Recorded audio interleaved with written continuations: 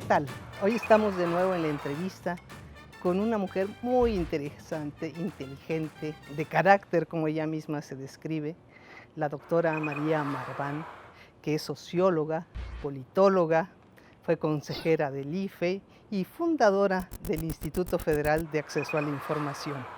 Entonces IFAI, hoy conocido como el INAI, ¿no? Así es. Bueno, pero vamos a entrar directito porque no me la aguanto.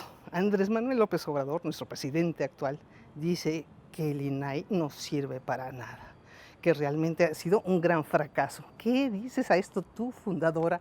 A ver, me parece un juicio injusto, como injustos son la mayor parte de sus juicios a los órganos constitucionales autónomos. Por alguna razón no le gustan, bueno, es muy clara la razón, porque no le gusta el contrapoder. ¿Cuál?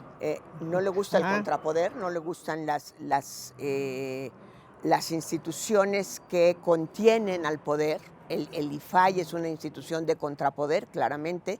La CNDH es una institución de contrapoder, justamente para evitar que haya abusos de poder y para que haya un buen ejercicio del mismo. Todavía les cuesta mucho trabajo a los funcionarios públicos, a los que estaban entonces, a los que han pasado por ahí y a los que ahora entran con esta administración, reconocer primero que tienen que tener la información en orden y segundo que la información que manejan no es suya, sino que es de los ciudadanos. Es la parte que más trabajo le cuesta entender a los servidores públicos. pero yo encuentro como que hay una cierta confusión. Por un lado, la gente piensa que el instituto en sí no funciona. Y por ejemplo, yo escuchaba este jueves en la misma mañanera decir a López Obrador que cómo era posible que no supieran dónde estaban los dineros, por ejemplo, del sismo, y entonces para qué servía el IFAI. O sea, las dos confusiones están tanto desde fuera como desde dentro, ¿no? Ahora, la verdad es que el IFAI no tiene por qué, el INAI ahora no tiene por qué saber dónde está el dinero. Lo que tiene que saber es a quién preguntar para que los responsables del dinero lo den. El IFAI no es una contraloría y muchas veces se confunde con una contraloría. No es el gran archivero del gobierno.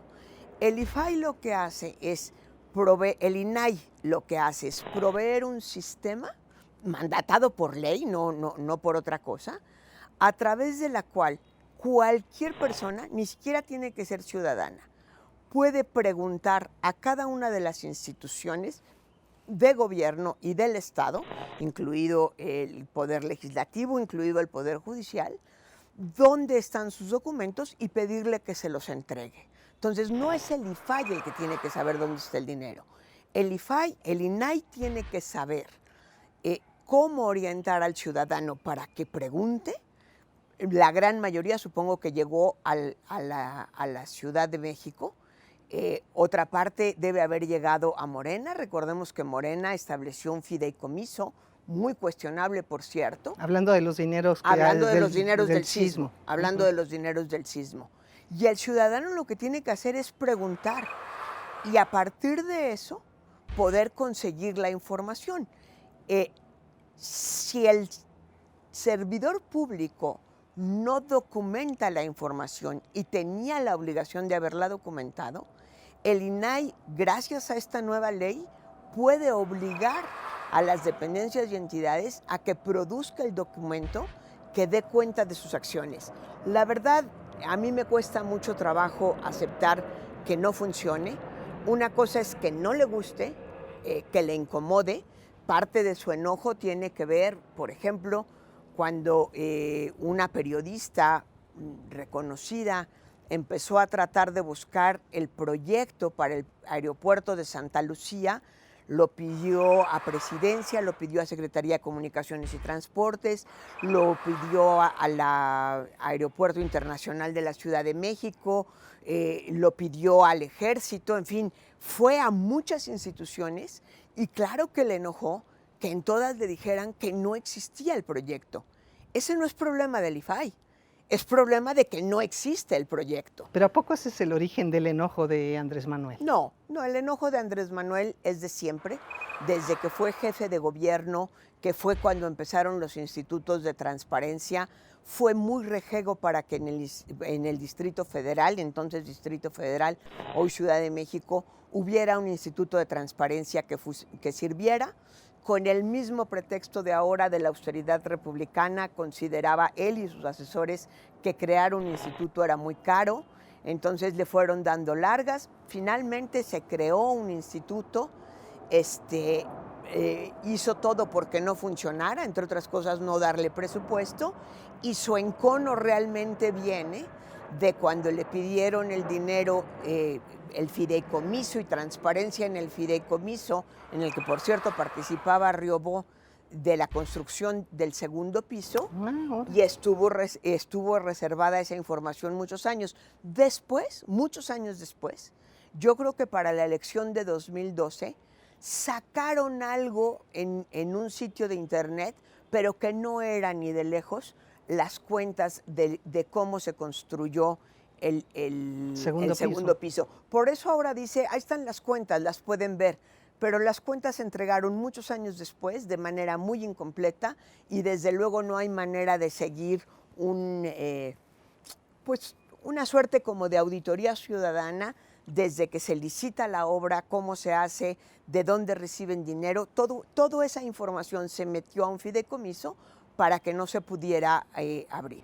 Me cuesta trabajo entender cómo en el caso de López Obrador, al que yo de verdad considero un ser honesto, un luchador realmente contra la corrupción y que se supone, y hoy lo dice con todas las letras, que quiere transparencia total en las cosas, tenga precisamente eso que ahora describes.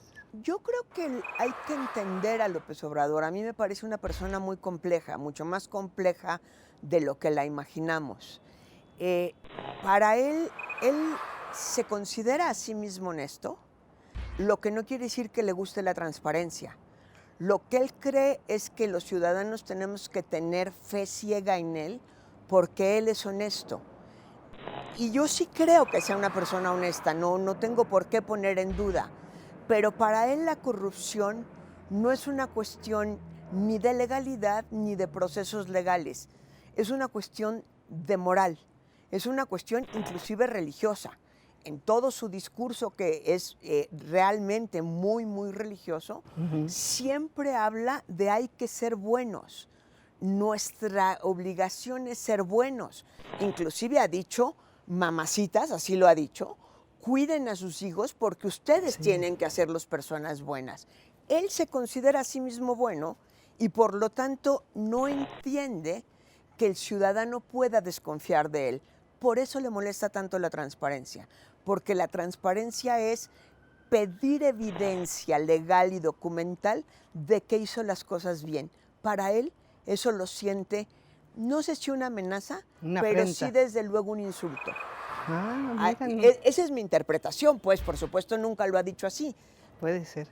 Fíjate, yo también tengo otra confusión. Él habla mucho del pueblo bueno, vis a vis de la sociedad, ¿no? La sociedad civil que conocimos. ¿Entiendes la diferencia que existe entre esos dos conceptos que él maneja? No, porque no existe una diferencia. Es decir, no podemos frente a una multitud decir los del pueblo bueno pasen por favor a la derecha, los de la sociedad civil pasen a la izquierda. A él lo que le gusta cuando habla de pueblo son masas no organizadas.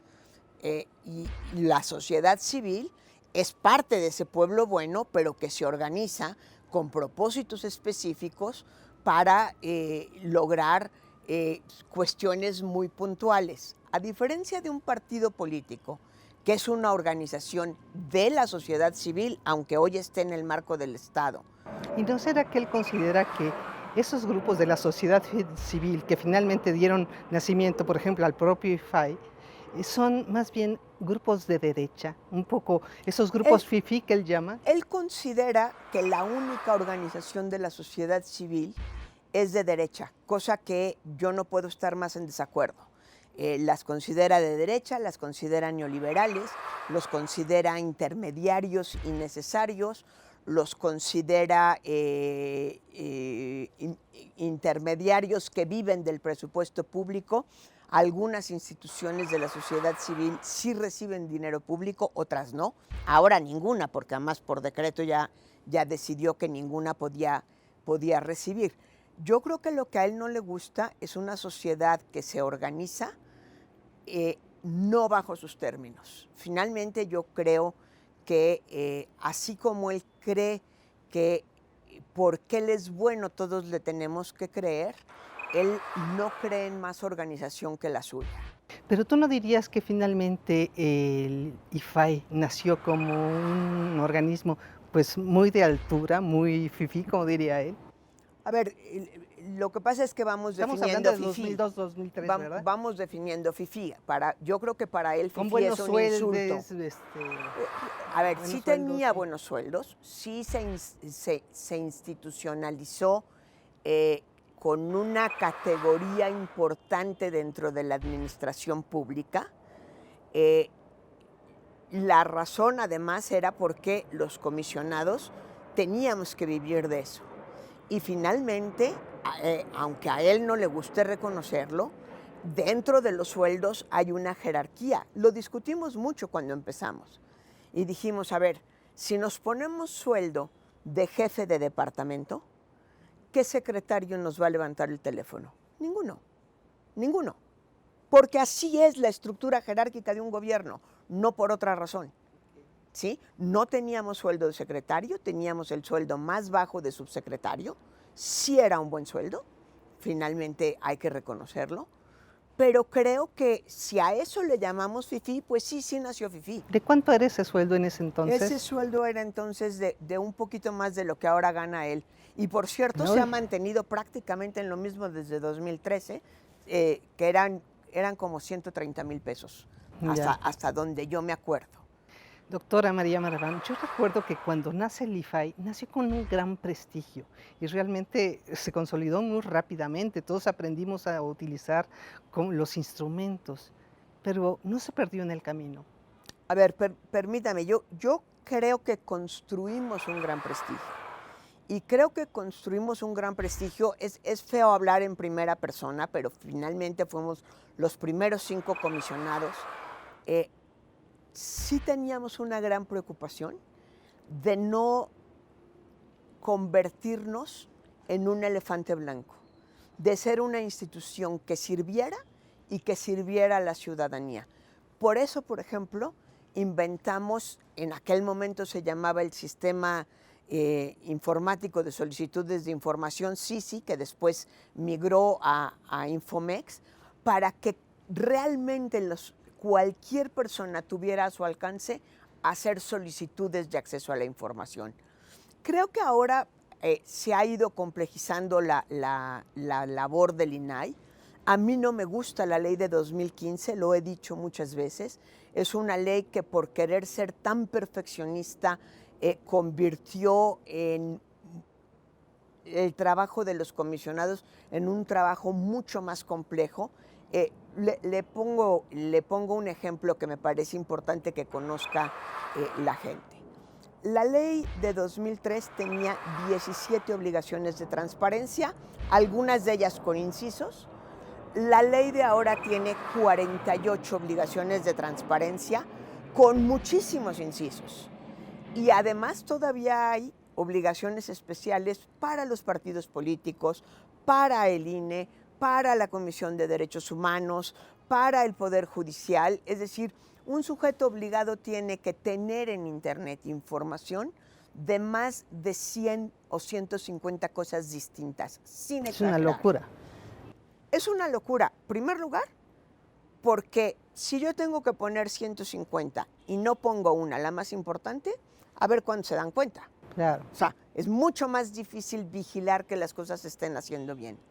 Si yo soy un ciudadano y tengo que buscar información, es muy fácil que me pierda en esas 100, 150 cosas y que no llegue a donde quiera. Encima, hicieron una cosa que es verdaderamente impresionante. con la Plataforma Nacional de Transparencia, que fue pedir que subieran la información en PDFs. No hay manera más eficiente para esconder la información que en PDFs. Claro, pero no se quiso realmente esconder la información, no hubo una etapa en que ya eso, posteriormente, ¿no? Ya con la Viaga, ya cuando esto empieza a cambiar en el propio IFAI, que ese IFAI original empieza a perder fuerza y a buscar acomodarse con, A ver, con el yo poder. creo que ha perdido fuerza. Creo que fue un error muy grave llevar los nombramientos al Senado. Ujú. Por el proceso mismo de nombramiento, donde a partir de un concurso o un supuesto concurso abierto, los 7 personajes que llegaron nombrados por el Senado no eran ni con mucho los 7 mejores, no eran los que habían salido mejor calificados.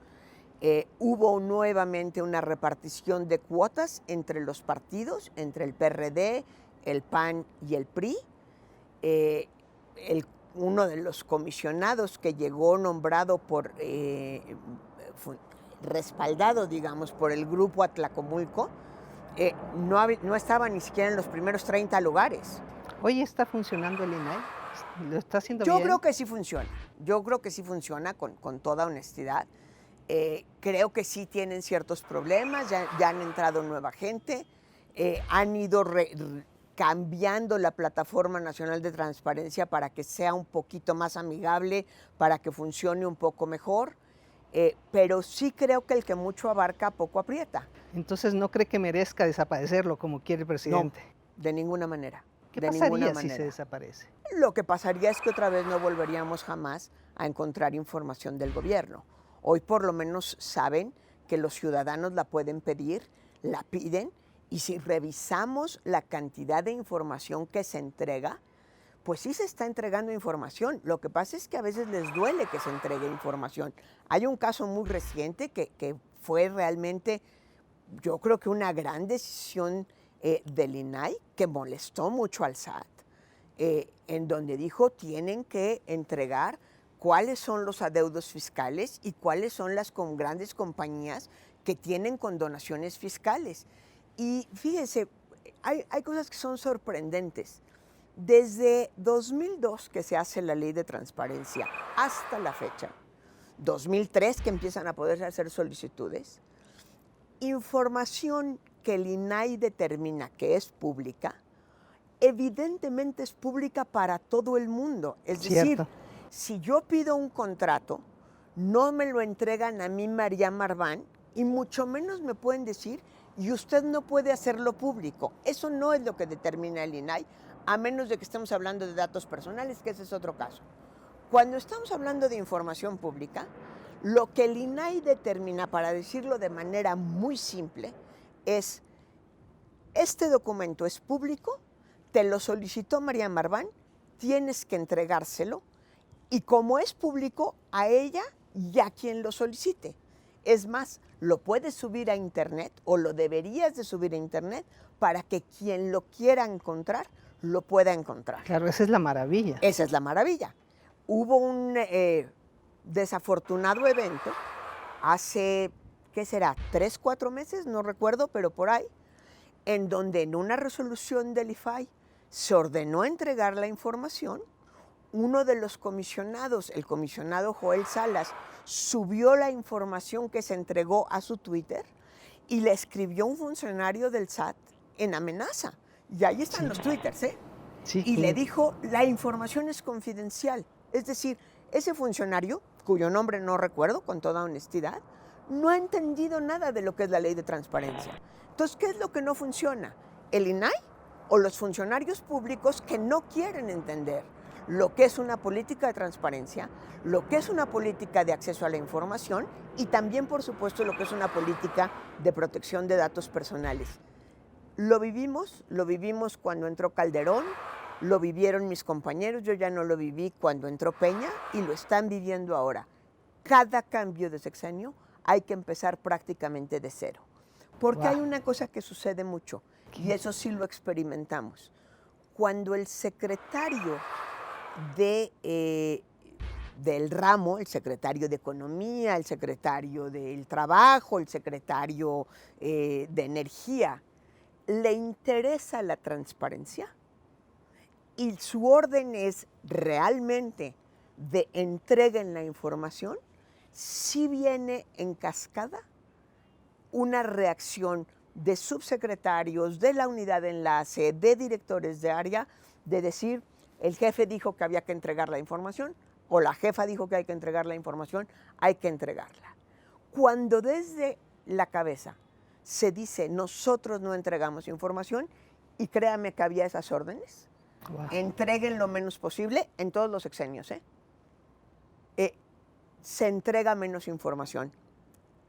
El presidente que más claramente dio la orden de que se entregara información, porque sí se volvió en una bandera de su gobierno el haber fundado el IFAI, fue Vicente Fox. Claro, fue el fundador. Fue el fundador. Los demás, a regañadientas.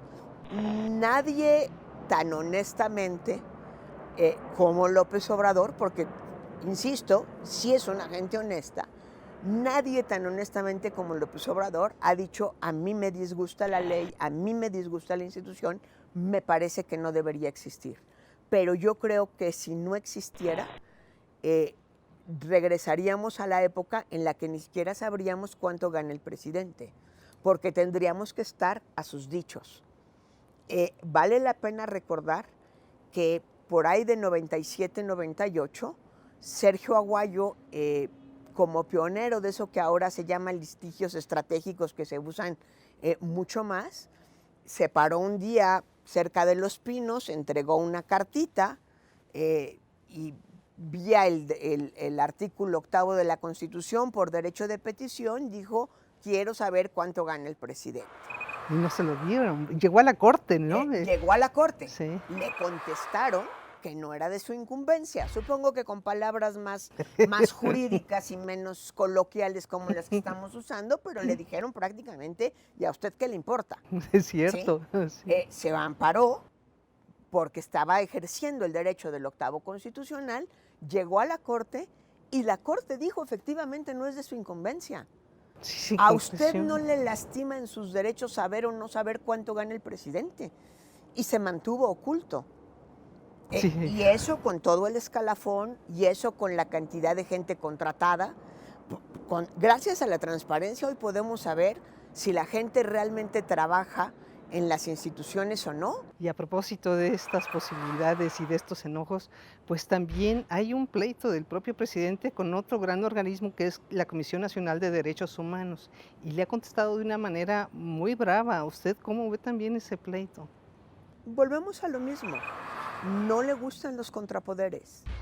Él no considera que sea necesaria un organismo con autonomía constitucional. A ver, ¿qué es lo que hace la Comisión Nacional de Derechos Humanos para nuestro público? Revisa que el gobierno no viole nuestros derechos. Si entendemos eso, entendemos por qué tiene que ser un constitucional autónomo. Si es parte de la administración pública federal, pues va a ser mucho más difícil que alguien que tiene el mismo jefe, que es el presidente, le diga a uno de sus compañeros de gabinete, a uno de sus compañeros de la administración pública federal, secretario de Gobernación, hiciste mal las cosas, estás violando derechos humanos. Director de Migración, hiciste mal las cosas, estás violando los derechos de los migrantes. Sí, yo entiendo. En cambio, un constitucional autónomo sí puede tener la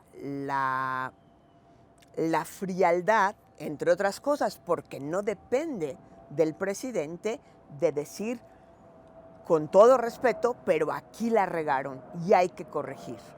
¿Y cuál es la decisión que desata su furia? Es, de por sí no le gustan los constitucionales autónomos, porque no le gustan. ¿Cuál es la decisión? La de las estancias infantiles. Sí. Y lo ¿Pero y por qué? Sí. Cuando la gente recurrió a ella, o sea, la Comisión Nacional de Derechos Humanos recibió más de 500 quejas de padres y madres de familia diciendo: mi hijo tenía derecho a tener acceso a una institución que cuidara de él mientras yo voy a trabajar y le diera ciertos elementos educativos y no nada más fuera una nanita, vamos a decir. Claro. ¿Sí? Es decir, que empezara a prepararlo para poder ir a la escuela. Él dice, y lo tenemos que creer como un acto de fe otra vez, porque él es éticamente honesto, que había corrupción. No sabemos si en el 10% de las estancias, si en el 20%, si en el 100%. Él, a rajatabla, dijo: incendien las estancias, como hay 3 o 4 malas, quemen todo y que no sobreviva ninguna. Y el servicio que dan, pues ahora a ver qué hacen, a ver dónde lo consiguen. ¿Sí? Eso además provoca más impunidad, porque de 100 estancias infantiles, no sabemos cuáles cometieron actos de corrupción, de qué gravedad eran, Claro. quiénes eran responsables y cuál va a ser el castigo. Por la sospecha de corrupción, sin saber cuántas eran ni en qué grados, porque las faltas de corrupción tienen niveles, se decidió eliminar a todas. Es decir, el castigo fue su desaparición, no la investigación, no la inhabilitación, y en algún dado a lo mejor se tendría que haber ido hasta la Fiscalía General de la República a establecer una demanda. Eso también es impunidad. Sin duda. A mí lo que más me ha sorprendido en este caso no es que no los quiera, porque efectivamente creo que todos los presidentes como que siempre les cuesta trabajo aceptar recomendaciones, ¿no? Sino la manera como ha contestado, diciendo que no tienen autoridad moral, que es una vergüenza. O sea, el nivel de irritación creo que nunca lo había visto en un mandatario. Lo que pasa es que el nivel de irritación creo yo que es muy poco republicano y muy poco real. Yo puedo creer que ha habido fallas de la Comisión Nacional de Derechos Humanos, pero en especial este presidente de la Comisión de Derechos Humanos, Luis Raúl González, creo que ha sido muy duro. Con el gobierno de Peña fue durísimo, que fue cuando entró. Así es. ¿Sí? Y claro que señaló a Ayotzinapa, y claro que señaló muchos otros eventos. No es justo decir que él estaba callado mientras sucedía actos de corrupción. Yo creo que ese pretexto además es muy insultante. Y no lo merece Luis Raúl. No lo merece nuestra república. No lo merece nuestra república. Yo creo que alguien realmente con un sentido republicano de división del poder y de institucionalización del mismo tiene la obligación de tratar con comedimiento al Poder Legislativo, al Poder Ejecutivo, a los órganos constitucionales autónomos, a los gobernadores de los estados. En fin, hay una deferencia republicana que le debe uno a otro, más quien es elegido por el voto popular. Y sus 30 millones de votos no le alcanzan para insultar, porque yo creo que ni el 100% de los votos le alcanzan a un representante a insultar a nadie más. ¡Wow! ¡Qué fuerte! Doctora María Marván, muchísimas gracias. Muchas gracias, Hemos Marta. terminado. Es un placer estar con usted, con el auditorio. Aquí en la entrevista.